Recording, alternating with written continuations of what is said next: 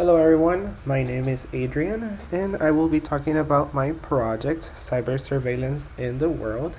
And here we go. A quick introduction.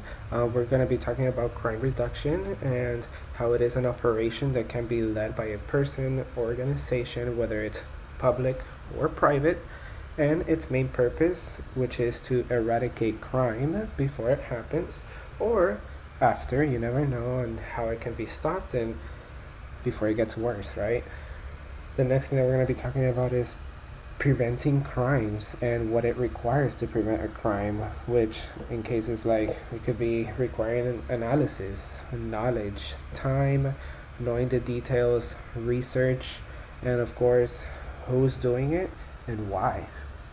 And whose role is it to prevent a crime? Is it the local government? Is it our job as regular people, citizens of the nation? Or is it the nation's government's role to prevent these crimes? The impact of cyber or physical attacks.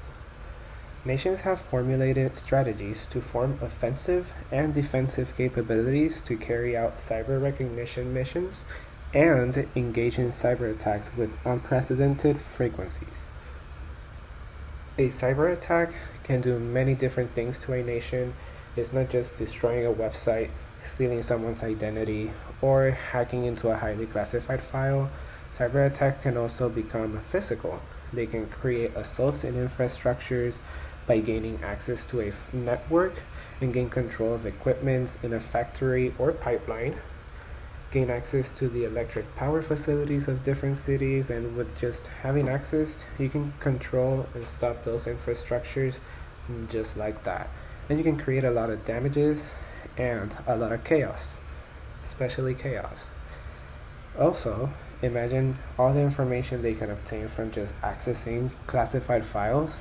They can obtain sellers' informations, buyers' informations, what organizations were involved, who was part of those organizations, who was the big person in that organization, and many other things.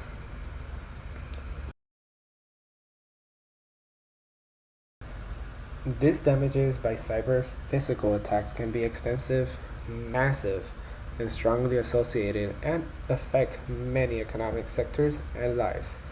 There has been many companies and organizations getting involved in cybersecurity attacks, especially doing research on how to prevent them, like the insurance industry in the UK, Cambridge University, and I also believe that London has been involved. They all have performed reviews of the damages that have incurred cyber physical attacks on 50 Northeast US electric generators. And here in this slide, you can see a picture of an electric generator, and I'm not 100% sure of what an electric generator does, but I'm pretty sure that they provide electricity to thousands of citizens. But imagine just taking control over this. Just think about the possibilities of things you can do and control.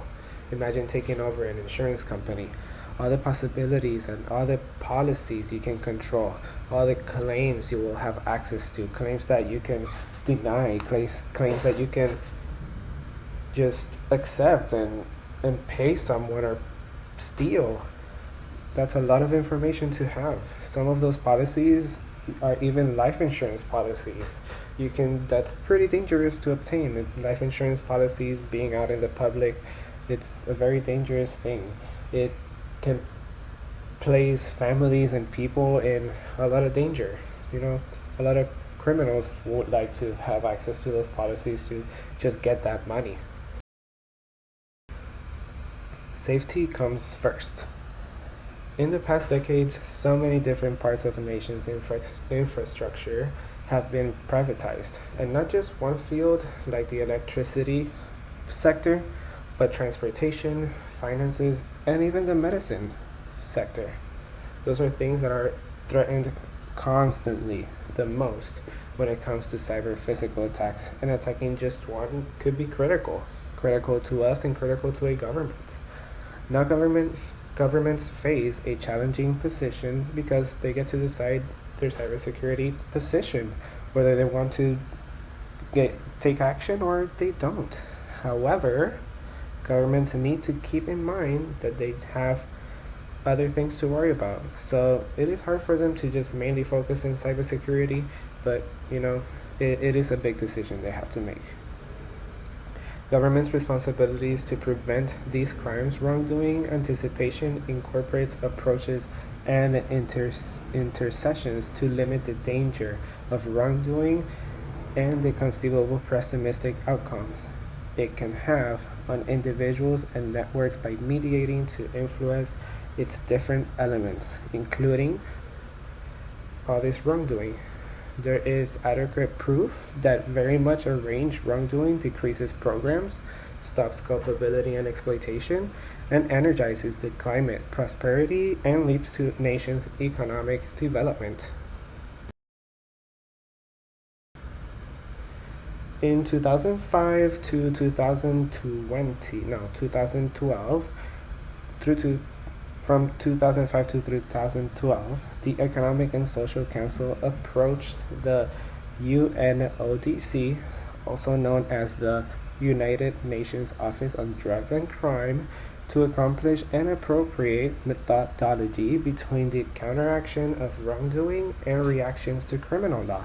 And in 2008, they went and touched up on this again and made some changes to these criminal laws. The UNODC works in collaborations with public and global partners to execute cutting-edge strategies on how they can deal with these crimes and cyber physical attacks. They are constantly working on how they can unite the nations in preventing all these crimes. In conclusion, be careful. When we start talking about cybersecurity attacks, there are many different areas to talk about, and we focus more on how national crime prevention strategies will be applied and determined. Local government agencies will play a large part of this, as well as the private sector. Crime varies around the world. It's never going to be the same, which means that depending on what's happening, different methods and techniques are implemented and created. Cybercrime prevention is something that is practically new to the world, and it will continue to grow, and nations will continue to practice and learn how to prevent them. And here you go. Here are some of my credits. All photos here on this slide and presentation were obtained directly from the Microsoft PowerPoint, and they each have their own licenses. This was all research, written, directed, and edited by me. And those are some of the references and websites and researches that I did for all of this information. If you guys liked it, let me know and give me comments, give me feedback, and I highly appreciate it. And have a great day.